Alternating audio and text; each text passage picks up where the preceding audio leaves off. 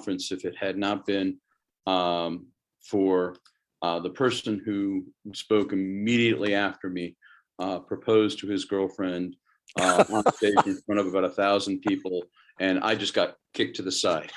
So just a live quick on Facebook. interjection. Yeah, we are live on Facebook. And John, you can start the meeting. Okay, great. Well, thank you and welcome everyone to another episode of 1 Million Cups. So glad that you can join us this morning. Please take a moment to check in on our app. If you don't have an app, please go and download 1 Million Cups app from the App Store or Google Play Store. This helps us to know that you're here and allows us to grow as a community. For this app, iPhone users, you might need to delete and then reinstall in order to get into the to sign in, which was what I did this morning. So I apologize for that. Also, feel free to use the chat function to introduce yourself, your name, company you're with, and contact information if you like to, so that we can grow as a community. Next slide. All right, so we are the Fairfax chapter of 1 Million Cups. We gather every Wednesday morning for those who are new. Today, to build a community of entrepreneurs and educate one another about solving business challenges. So if you're excited about those things, you're at the right place, and we'll hope that you can join us again next week. Next slide. Okay, so the mission of 1 Million Cups is pretty simple. It is come together as entrepreneurs and as a community to help each other grow and overcome the business challenges that we face as a business owners. Next slide. Okay, so these are the 3 key pillars. The way we run our meeting is going to be different than some of the meetings that you may have been to. 3 key pillars are based on presentation, not pitches.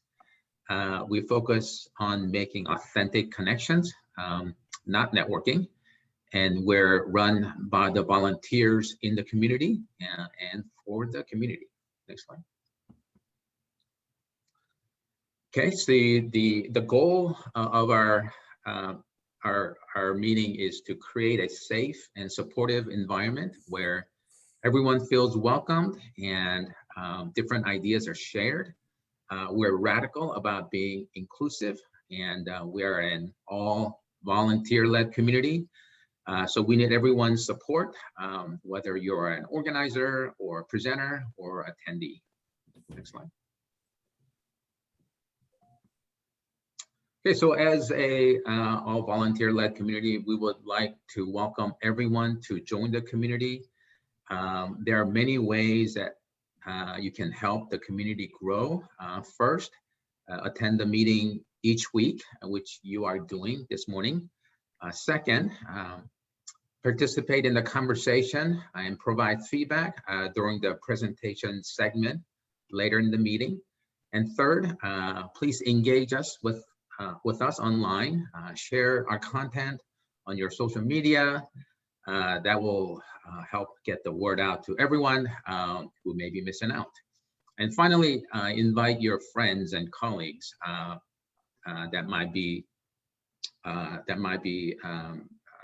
that may take advantage of our community as well as be part of the community. Next one.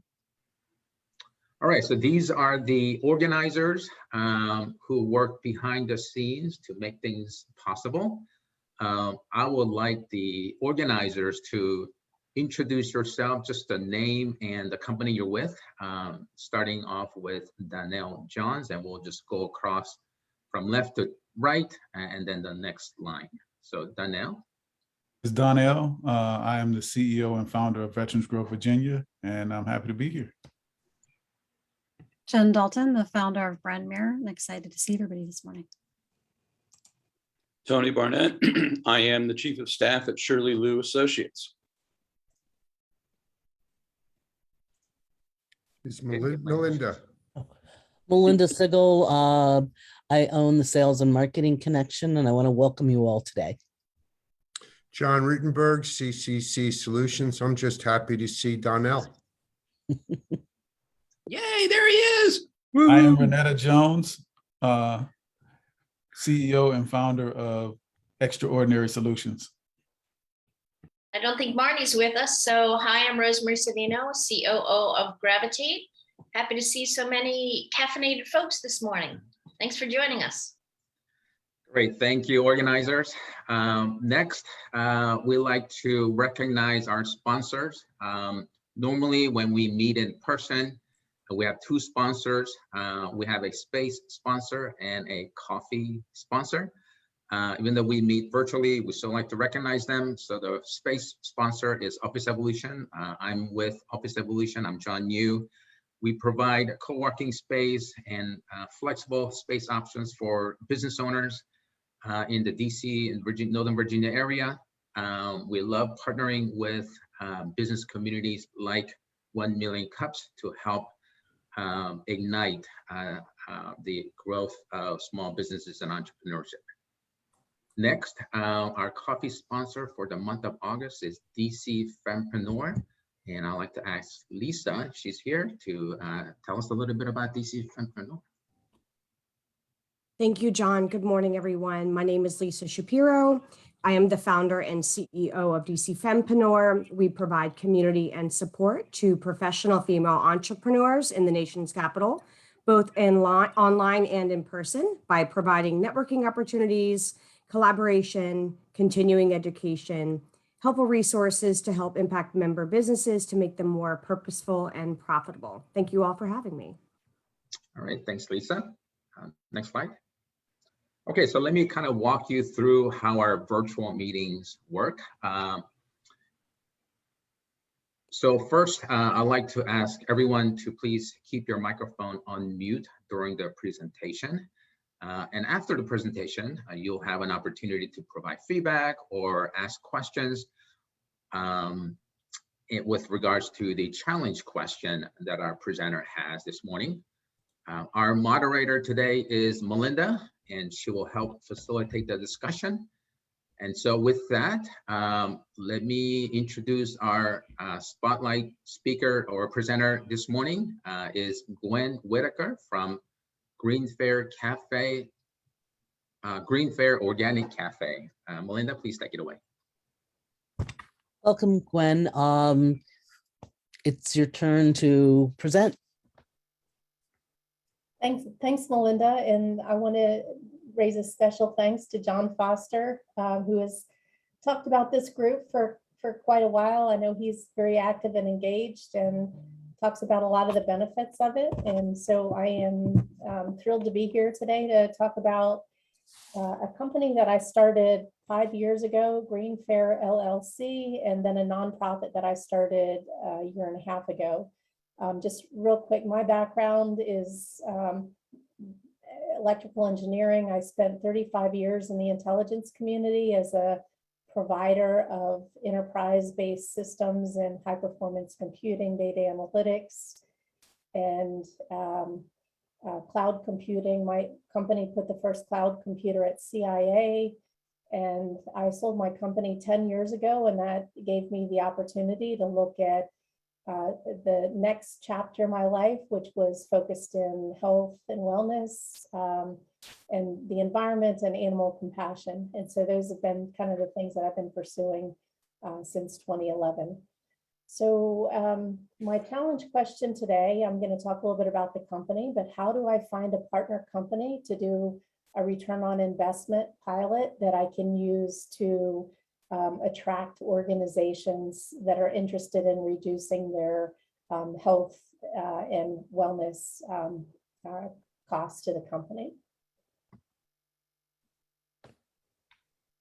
So when I had my tech company, in 1 year, I watched healthcare costs go up by 25%. And it's very much a feeling of inability to control a cost.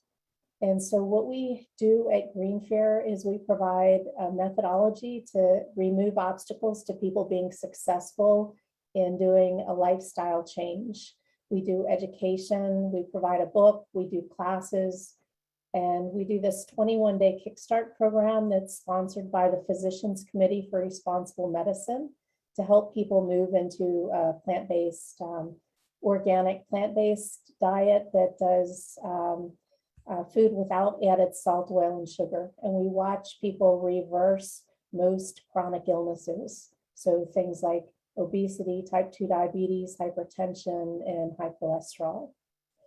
So we really enable healthcare instead of treating and treatments for people that have these chronic illnesses. So I started the restaurant after doing a pilot in 2015. Actually, the early 2015, we did a pilot with 45 people where we intervened in their diets for 10 days. I hired a nurse to do blood testing, provided food. We showed a film called Forks Over Knives. And in 10 days, I watched people normalize their blood pressure, cholesterol drop by an average of 20%, and basically reverse some autoimmune diseases. And so it prompted me to create this concept of an educational restaurant. So we opened the restaurant in November 2015. We started doing this 21-day Kickstart in December. And then we've had over 1,000 people go through this program with a lot of success in not only just treating diseases, these chronic diseases, but actually reversing diseases. So helping people to get off medication and to avoid major operations. The highlight was last December when we did a project called the African American Type 2 Diabetes Reversal Program. We had 25 African Americans who joined us, people that were I would say well-educated and interested in making a change, moving away from the medication that usually slows the progression of type 2 diabetes, but doesn't reverse it. It really just slows the progression. And we were able to show that in 30 days that you can actually reverse the type 2 diabetes condition. We produced a video that's on our YouTube channel. And it's been kind of interesting now. What we're looking to do is really to scale that and expand that to companies that are particularly self-insured and people that have these chronic illnesses that opt out of taking a pill and choosing to do a lifestyle change that enables health and longevity and reduces for companies significant costs in their program.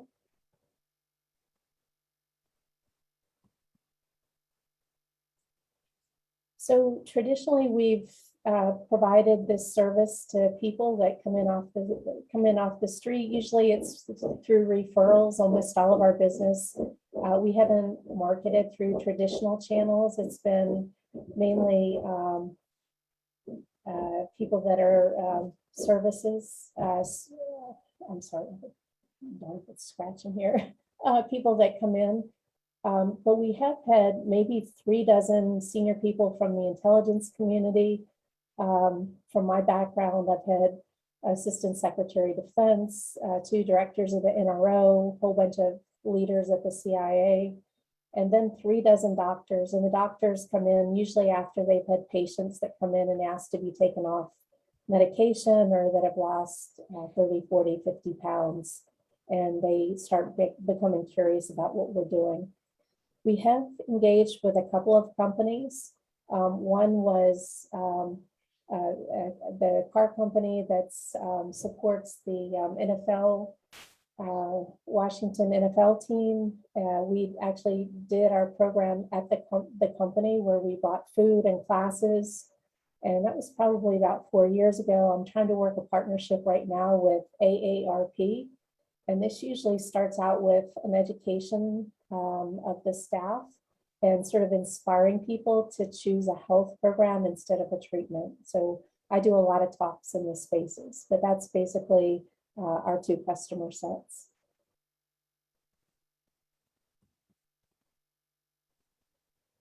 So we tend to focus on diabetes because that's sort of a low hanging fruit.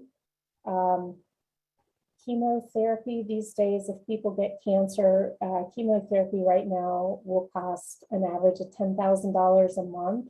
And that's up from 10 years ago where it was $5,000 a month. So chemotherapy and cancer treatments are a major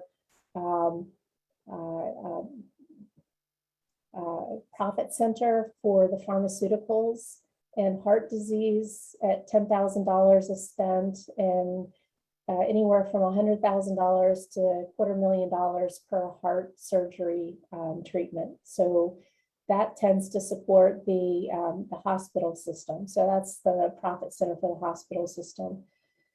Nobody really has a treatment that works well for diabetes. It's basically metformin is the standard of care. It's a medication that slows it down, the progression. And if people don't make a lifestyle intervention, it can actually lead to blindness and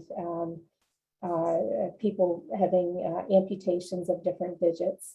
Hopefully the next mayor of New York, Eric Adams, wrote a book called Healthy at Last. He was a New York City policeman, how he reversed his diabetes by making a diet change. So he ran for Brooklyn Borough president, and now he's looks like he'll be the New York City mayor. So he's got a really empowering story about the impact of lifestyle medicine. So if you're a company right now, you can expect to pay $10,000 per employee with diabetes, and that's primarily for medication. It doesn't include the cost of productivity. And it's sort of interesting, if you have a large company, 5% of the employees are going to generate the 80% of the expenses in healthcare. And probably the last point is that more than 80% of companies with 500 employees or more these days have opted to go self-insured to try and control costs. And so this 5% of employees are really being subsidized by the larger set of employees. And if you are running a small or large business, the healthcare costs can impact your education budget, your 401k budgets. It's like this money has to come from somewhere. So what we focus is on companies that really want to save costs and have healthy employees. So what makes us different is that it's a science-based program to reverse disease. Those 2 points are really key. I think people have probably been generally aware of Bill Clinton when he was the president, was very unhealthy. He had multiple heart attacks, and Dean Ornish came in and did an intervention. And if you look at Bill Clinton today, he's lost weight. His red skin has turned a normal color, and he's been on a plant-based diet since he left the office of president. So he's basically plant-based. You can look at the two longest NFL players, Tom Brady and then Darryl Green. Darryl Green went through our program 3 years ago, and he came back in February, and he's a frequent customer now. He came with half a dozen people from his family. So in the Washington Post in the next couple of weeks, there'll be an article about Darryl Green, who played for over 20 years in the NFL as the Washington football team. And it's kind of a very compelling story about getting food unity in your clan. So what we do is plant-based, organic, and something called no added salt, oil, and sugar in our food. We provide food and classes to people for 21 days, and we watch really dramatic health outcomes. Okay. So there's not really anyone else in the country that's doing what we do, with the exception maybe of some clinics where people go and stay, and usually at very high cost. So people come to GreenFare and they pick up meals twice a week. They attend classes once a week. So that's combined usually with a class of food pickup and then a second food pickup. And we really watch usually blood pressure normalize in a week, high cholesterol. People can usually get off statins within 2 weeks to 3 weeks. And then reversing the type 2 diabetes is usually like 30 to 45 days. We have a very high retention rate, and that is because when people start feeling better, sleeping better, better energy, and the absence of medication, then people know that that's the right path and they want to stay there. Typically these days, if you're in what I like to call the sick care industry, they're just prescribing medications and then prescribing more medications to treat the side effects from the first one. So what we do is fundamentally different. When I was talking with Melinda the other day, I mentioned that we're like Tesla to the automotive industry, that what we're doing is outside of the sick care industry, offering a completely different path, and really helping to offer a solution for the future going forward. And so the basic question, we did the diabetes project in December, where we showed the power of this, and the video has been viewed, I think, almost 50,000 times. But what I'm looking to do now is with a strategic partner where we can do a control group where you're doing an absence of intervention, and then hopefully a group where people are opting in to do this focus program that we offer. And so the challenge has been to find, and it usually has to be driven by the CEO and not through the HR human resources, because it's not high enough to get the support of the company owner. So that's basically my challenge question, is we're at this point where we're able to offer this program. It's just finding the right partner to make this happen, and focused on looking at cost reduction over probably 6 months to a year. So that's, I think I'm going to stop now and see if anybody has any questions or allow discussion. I'm Larry Ruttenberg, and Larry, before you go, I'd like Okay. to step. I saw you raise your hand. I need Okay. to come in and facilitate this, and you will be the first person to go in about a second. What I will call on you as you raise your hand, or put your name in the chat that you've got a question, and then first of all, then announce who you are, announce who you work for or what you do, and then ask your question. Keep it quick so that the next person has a chance, because I know we have a lot of input today. And Gwen, that was an outstanding presentation. I can't wait to hear the questions that everybody is going to ask. And with that, Larry, go ahead and ask your question. thank you, Melinda. I'm sorry I was so eager, but good, thanks. Gwen, I want to introduce myself. I'm Larry Ruttenberg, and my company is Risk Analysis Services. You and I have a few things in common. First of all, I was the presenter last week, number one. Number two, I was referred to the group by John Foster as well. And as a side note, I met you once a few years ago at the, John introduced me to you at the Reston Farmers Market. I'm sure you probably do not remember me, however, we talked for a minute or two. Actually, who you're going after, the Fortune 500, and who my company wants to pursue as well, is the Fortune 500 companies. Secondly, our company, Risk Analysis Services, can actually looks at companies' historical loss data. And so actually, if you get your food into their companies, we can actually do analysis to show how changes in their organization have reduced their costs. So I would hope that maybe John could introduce you and me, and perhaps we could have some kind of win-win agreement possibly together. So I just wanted to throw that out. It's not really a question, but it's a thought for you to consider. Thank you. Thanks, Larry. That would be interesting. I think there was a study that was done by the Physicians Committee for Responsible Medicine about 10 years ago with Geico, and they had a control group and they had a different location where they did an intervention, and they wrote a paper about that was peer-reviewed and promoted, but they didn't include any financial data in that to generate a return on investment. And I think that's really critical for businesses to be able to make good decisions. When I was in the supercomputing business, if you could do an ROI, then you could give people a number of what it would cost them every day not to make a decision. And so that could usually drive things to happen quicker. So I'd be interested in another discussion, Larry.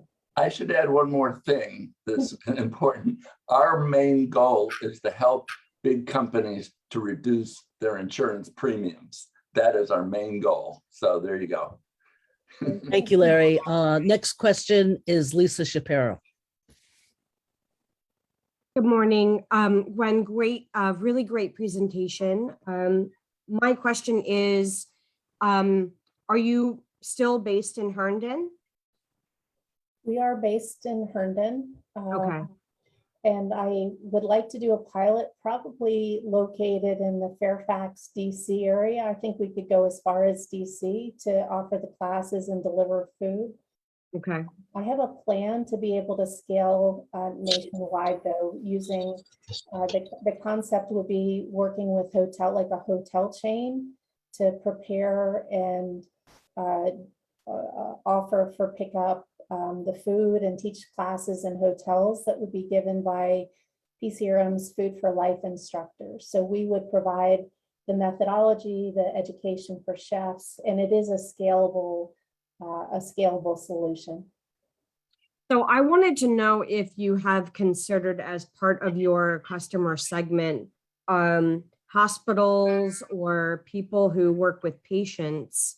My mother and my stepdad both have diabetes, and when they were recovering from a stroke, they really had a hard time not only caring for themselves, but having to relearn everything that they've ever known for 70 years about feeding themselves. And so I wanted to know if you have worked with, if you've considered, I think I heard you say, you were looking for a Fortune 500 company, but I also made a notation here, and it's interesting that Larry raised his hand, to work with insurance companies as well as hospitals or other medical affiliated companies that would normally recommend that patients that are recovering from a stroke or they're needing to change their diet due to diabetes would work with you. So do your patients or do your clients need to be within the Herndon, Fairfax area? Can they be anywhere? And have you considered working with, a medical affiliated company where they would be the people referring their clients to go out and look for someone that can teach people how to eat after a stroke? Okay, so I want to clarify something in my challenge question is I'm not necessarily looking for Fortune 500 companies initially. Sometimes smaller companies allow you to do it as long as the company potentially had 2 locations. That would be absolutely fine. If you have a control group and you have an intervention. So even a small company with multiple locations would satisfy that. Probably on the order of 25 people or more is usually a good sampling set. I spent 3 years trying to get into the Innova healthcare system, which does probably 25 to 30% of healthcare in the Northern Virginia area, which was kind of astounding to me that there was such a large nonprofit entity focused in that. I had the CEO at the time come out to GreenFare. I had 2 of their senior executive VPs go through our 21-day Kickstart, both with dramatic success. I took one of the leading nutritional experts in to meet with their chief technology officer, chief medical officer at the time. It doesn't work. It's like trying to sell an electric car into General Motors. The mainstream profit model that I explained a little bit earlier is going to keep the sick care industry doing business the way that they've done. The only way to intervene with that is when either patients opt out of that. They say, what about if I don't want to take a pill or medication? What are the alternatives? And we become an alternative. So it's like, and companies that are starting to become self-insured, that are moving away from the traditional protocols that are set up by the insurance company to constrain doctors to using specific treatments. So, you know, I would say to your answer, there's a lot of free resources to help people that are on their plant-based journey. Right now, we're trying to do this sort of programmatically so that we can scale in a bigger fashion. There are two people in the queue. Before I go there, I want to remind everybody, please only ask one question. And then after Gwen answers it, please don't ask another question. Put your name back into the queue so we can get more people to ask questions. Right now, first we've got John Foster, and then we have John Norse. And then Rosemary. So 3 people in the queue. Great. Thank you, Melinda. I don't have a question so much. I just wanted to make a quick comment. Wanted to thank Gwen for being here, and just as a result of my relationship with Gwen over the last 5 years in GreenFare, it has transformed my life. I've dropped 50 pounds and don't take any medication.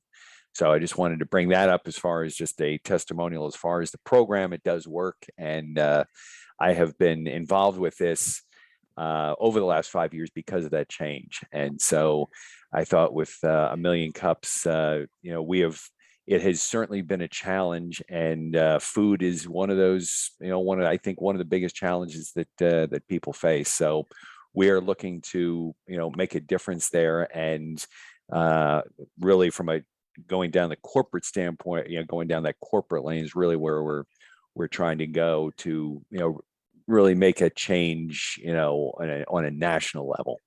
So anyway, just wanted to bring that up, and appreciate everybody's feedback. Thanks, John. I was doing a presentation at the MIT alumni group. And I do these free presentations probably once a week or every other week to large companies, Amazon Web Services, Google, American Federation of Teachers. I mentioned AARP. So the MIT alumni group, I was talking about reversing diabetes. And, you know, it's kind of an intimidating group with the amount of brain power there. And somebody raised their hand and they said, I don't think it's possible to reverse type 2 diabetes. And it was a direct challenge to me.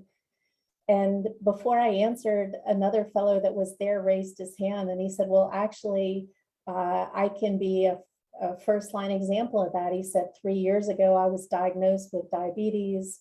I watched the film Forks Over Knives. I changed my lifestyle. And today I'm running marathons and I'm free of the disease. So I didn't even have to answer the question. It's I already found this path. Were sort of there ahead of me. So that was, we ended up having like three people from that one presentation came and did our Kickstart. So thanks again, John. I think the testimonials from people that have done this are the best advertising for us. Thank you, John. Okay, John Norse, rather. I'm sorry. Next. And then Good morning. Good morning, Gwen. Yeah, 2 things real quick. I worked for George Washington University about 25 years ago, and we used to do health fairs for employer groups. And there was, we used to do cholesterol or blood pressure, cholesterol screening. A nutritionist would show up. And I don't know if you were interested in doing health fairs. And I know the pandemic may have obviously hampered some of that, but health fairs were a great way for people to find out about services in the community, and then obviously give you an opportunity to show your merits. The other thing real quick is that my firm does Medicare. And as you know, there are special needs programs under Medicare for diabetes, and that don't only cover the supplies, but will cover the services of certified nutritionists and such. And I don't know if you've gone down that route to get certified with Medicare or something like that, but it may be something you want to consider. So thanks, Don. We did do healthcare fairs for a couple of years. And what I found was that companies would usually bring in anywhere from 40 to 60 different providers. We would usually be the only restaurant, offering this type of educational program, and healthcare would be there, and, podiatrists, people selling shoes. So it was all range of services. So we would usually find one or two people that would opt into our Kickstart program, but it was sponsored by the HR department and not by the CEO. So it wasn't at a high enough level in an organization to have that strategic impact. So I sort of opted out of that a couple of years ago. And have really focused more on the relationships of people that have gone through our Kickstart program that are, in executive level positions that can introduce us in. I think what you're seeing is a lot of companies sort of opting out of insurance, and the amount of paperwork and the length of time that it takes to go through those processes is not. I tend to like to look at the way that Tesla did things was they sold to the high-end customers to build out their infrastructure, and then so instead of trying to meet all the certifications around, they were fundamentally looking for people that wanted to make a change in how things were done, not to fit in to a traditional system. So that's probably the answer that I have to that. Next, we're going to have Rosemarie and then John Ruttenberg. And then I've got a couple of questions after John. Hey, Gwen, thanks for joining us this morning. What a great presentation. And it was really good to learn about the work that you're doing. There's a couple of things that came up. I just want to kind of reiterate going with, I'll say a university or teaching organization that might help you find an ROI partner. For example, I work with a nutritional nurse. She went into intensive training at Duke. I know Duke has a lot of medically impactful nutritional training programs. You had mentioned you work with MIT alumni and a few other university groups. You might want to find out what their programs are for nutritional training, and they would be a great partner to take with you to one of their participant companies, alumni companies, to help you find that ROI partner and do the work you want to do. And then they might pick up into their educational programs the work that you're doing as well. So there's a dean at George Mason University who's a medical physician from Johns Hopkins. I'm meeting with him at the end of the month to talk about actually offering something called universal meals at the hospital. The universities are not as close, I think, to companies that would be in a position to do an ROI with us. But I think you're right that they're, with the educational programs that they're offering, that is definitely a place where, it would be where we're investing time, time and energy. Next, we have John Ruttenberg. Good morning, Gwen. Thank you so much. This was great. And Mr. Foster, once again, you deliver quality people. So thank you both. So perhaps pharma dominates the trade association world. I don't know, but I wonder whether through the American Diabetes Association or whatever it's called, not only could you seek an endorsement, which could be tricky, but they might have members who would be the right group to join with you. My other comment is Darrell Green is a little removed from football, but has an amazing presence because of his ongoing charity work. And I wonder whether through him, you could tap into some of the other organizations that are focused on helping those people who have illnesses, whether it's in the Black community that he's active in, where diabetes is an important, sad issue. But he would be an excellent person to help you get to the NFL because he still has some currency. Yeah, so the two questions I think you asked about working with some of the trade associations. So there's a great film, if you haven't seen it, it's called What the Health.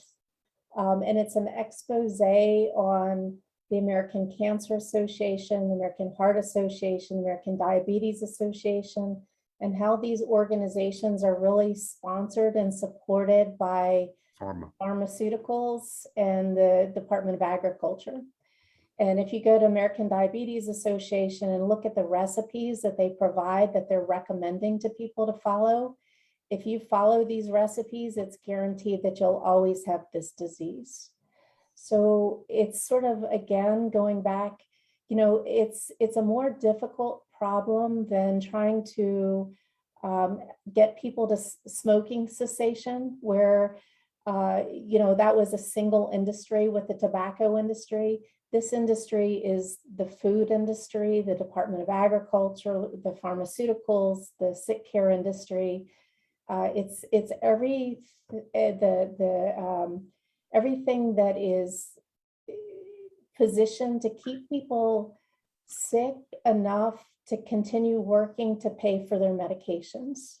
So that's, and if you look at, you know, the impact on COVID on our country, and you look at Japan sort of by comparison, where they've had, I think, fewer than 8% of the population has been vaccinated, and they have one of the fewest death rates. The sickness of the American population is sort of crazy. And if you read the latest healthcare report, you know, in the state of, we spend twice as much as any other first world country, and we are the bottom of the list on the 11 countries that were analyzed. So, you know, it's what I'm trying to do is provide a model sort of out of those traditional industries that, you know, conspire somewhat to keep people in place. The second part of your question was around Darrell Green, and I've actually been talking with him about the AARP opportunity that I've been trying to develop, which is strategic, and we're working at their board level. My goal would be to get Darrell Green on the cover of the AARP magazine, which has the widest reach of any magazine in the country, and that's something that I would say is a slow progress. You know, it's a work in progress. But you know, everybody is thinking the same way that I've been thinking, you know, along the past 5 years. So we're definitely trying a lot of things, and appreciate that. Before I go to Jen Dalton, I've got a couple of comments and questions. I shared your opportunity with my husband last night. And as I've mentioned, he's very chefy. And the first thing out of his mouth was something I hadn't thought of, which was brilliant.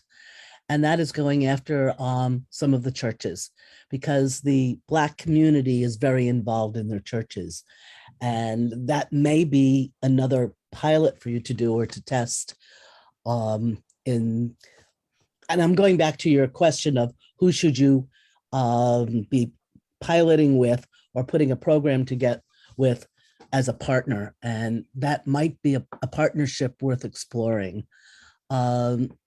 The other quick comment I wanted to make is I will make a phone call to my sorority sister who works in management at Marriott and see if we can get the name of the person at Marriott, because I think that would be a really strong fit, because each restaurant really has their high-end restaurant in the evening and they prepare really good food at the Marriotts. And then the last thing that I'd like you to comment on is I had the opportunity last night to watch your video, and your video gave me chills because it was so right on and everything that it's got, and it's really easy for everybody to access. It's not a very long video, and maybe you can say a few things about the video.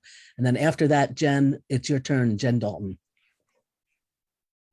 Thank you so much. I've been storing up my questions and comments, so I'll try to be concise and keep it Can I brief. respond to Melinda sort of asked a question about the churches? Sure, and go ahead, please. I think if there are if there's anyone on the call that has a leadership position in a church, I'm absolutely willing to go do a talk at a church.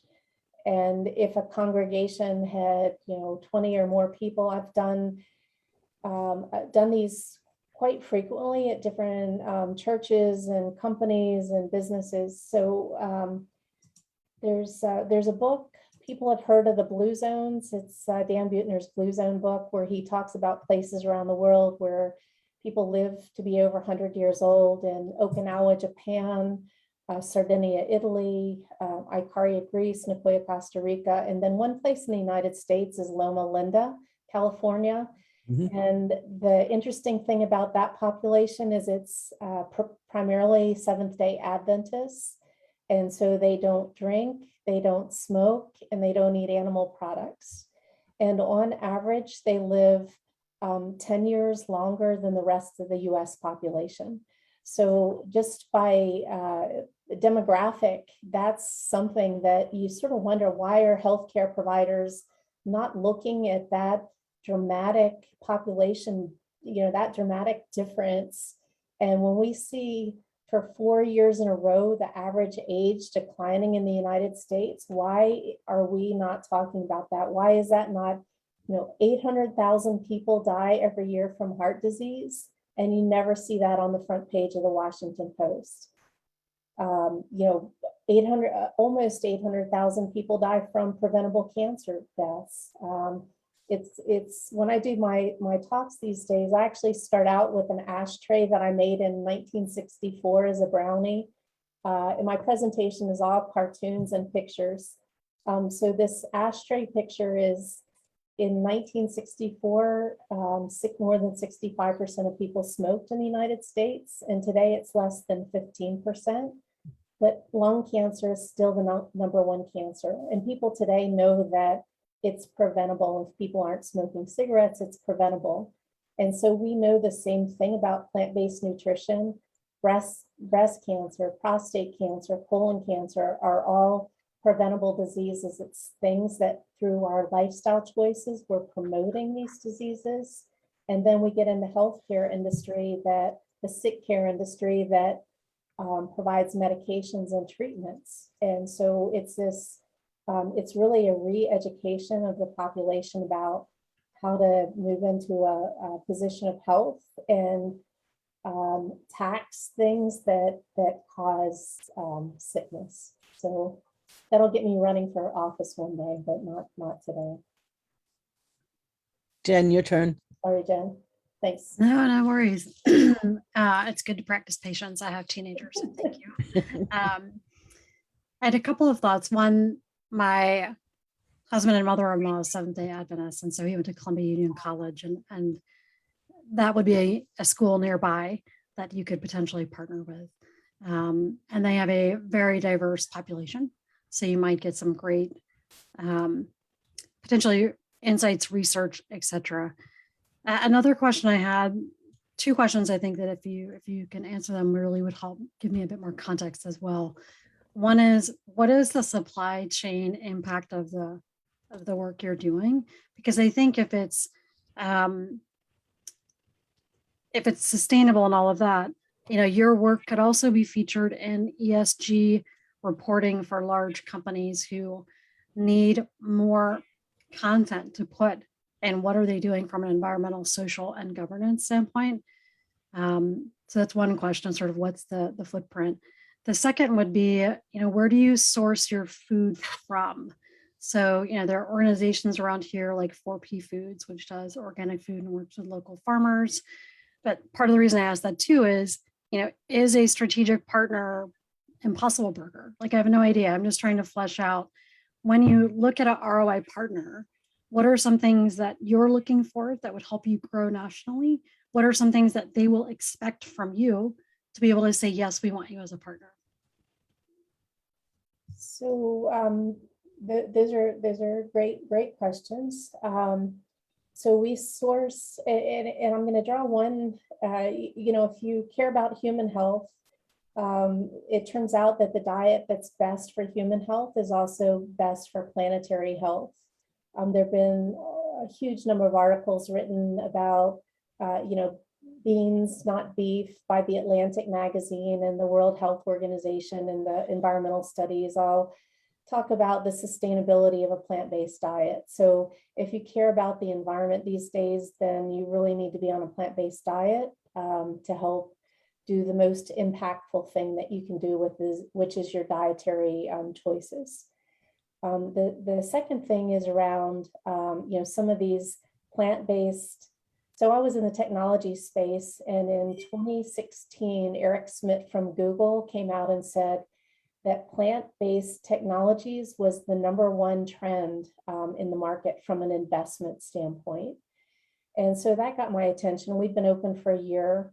And as an investor, I've made investments in a lot of what I try to do is focus on healthy plant-based options.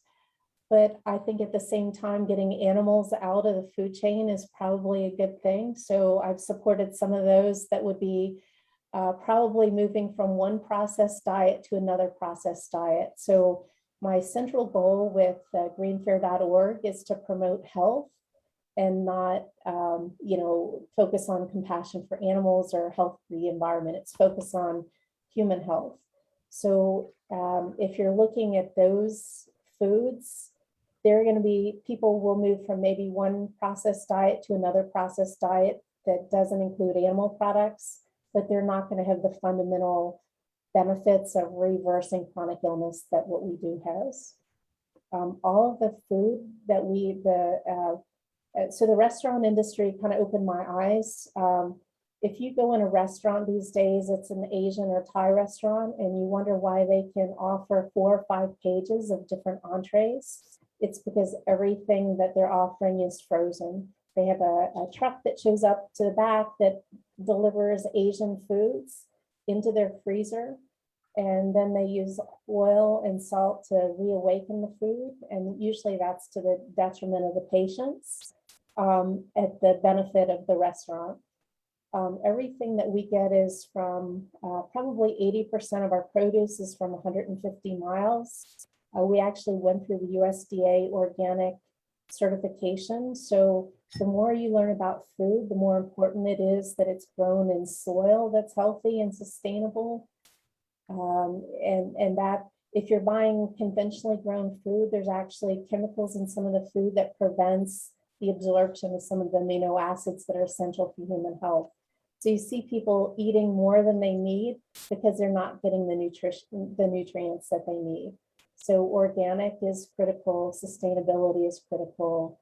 I'm actually on the board of the, it's called JK Community Farms. Everything that they grow goes into the local food pantries in Loudoun County. And this month I'm actually doing a board challenge to the group to do this 10-day intervention, dietary intervention. So we're going to do blood testing, and it's a shorter program.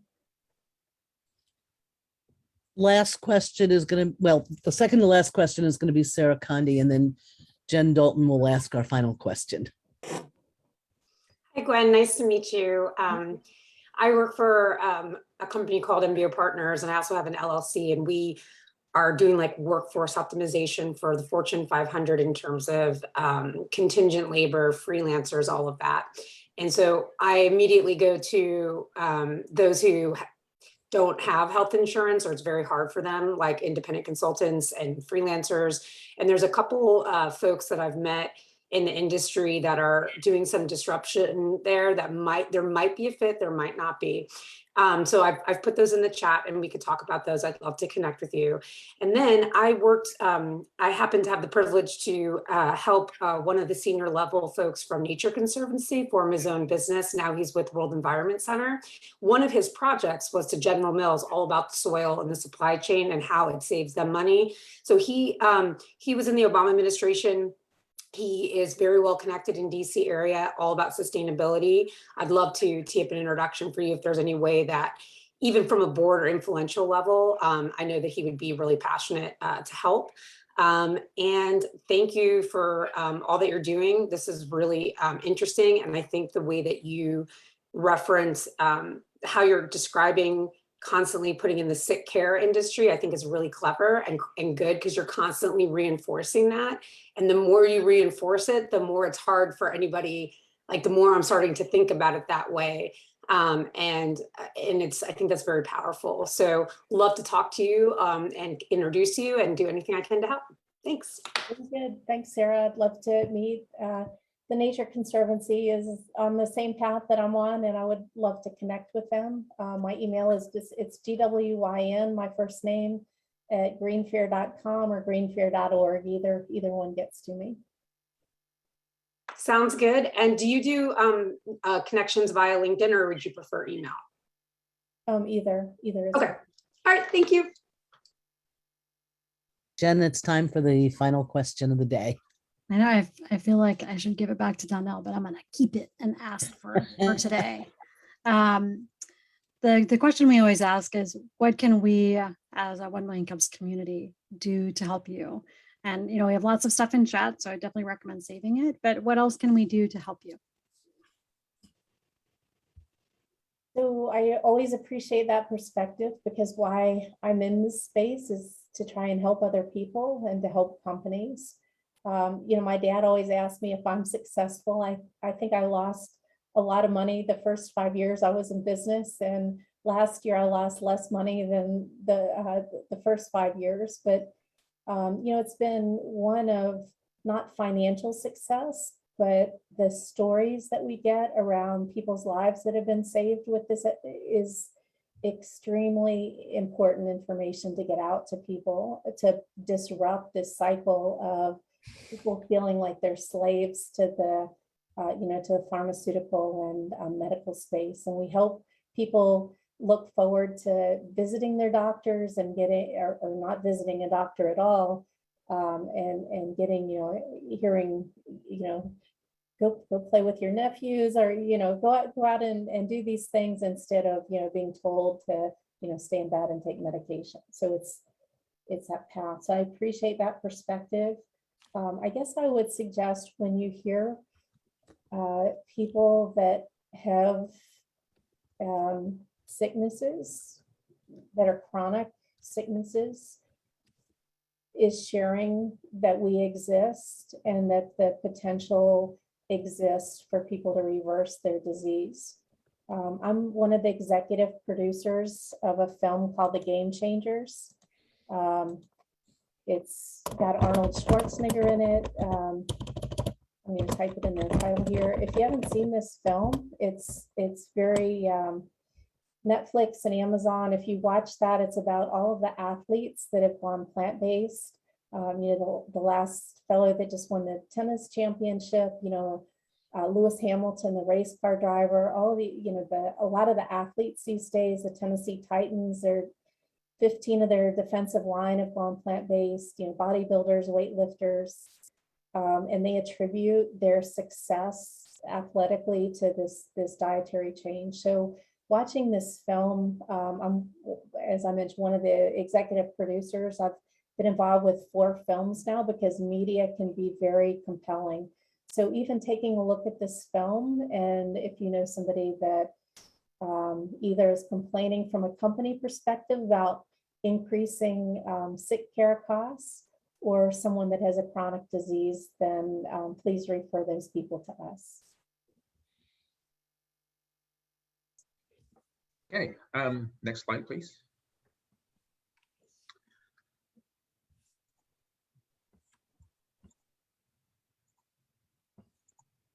Okay, thank you, Gwen and everyone for another highly productive meeting this morning. Next week, we have DW Consulting and Notary Services. They provide small business owners steps through establishing their business. And so I'd encourage everyone to join us next week. Next slide. And we have an awesome line of presenters, the remainder of August, as well as lining up in September. And so if you've enjoyed this meeting, the conversation, and if you have own a business or know of someone that could benefit from our conversation, please consider presenting or reach out to one of our organizers or go to 1MillionCups Fairfax chapter to apply. Next slide. All right, so this is when I get a chance to introduce our newly appointed brand ambassadors.